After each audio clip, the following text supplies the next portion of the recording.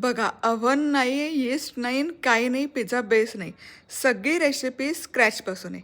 कुकरमध्ये 2 टोमॅटो उकडून त्याची प्युरी करून त्यामध्ये किसलेला लसूण आणि सगळे अरिगॅनो, मिरपूड वगैरे घालून सॉस तयार केला.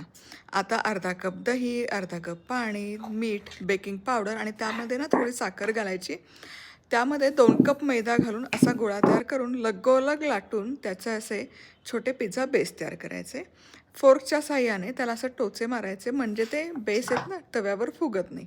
आता एक बाजू हलकीशी भाजून झाली की गॅस बंद करायचा. टोमॅटो सॉस आवडीप्रमाणे, चीज, भाज्या घालायच्या, झाकण ठेवून शिजवायचं. आहाहाहा! इतके बहारदार होतात तुम्हाला सांगते. बरं हा पिझ्झा बेस आहे ना तुम्ही स्टोअर करून पण ठेवू शकता. फ्रीजमध्ये मस्त टिकतो बघा. वाह, वाह, वाह, वाह! चला पटाक्कन सबस्क्राईब करा की. जबरदस्त रेसिपी आहे तुम्हाला सांगते.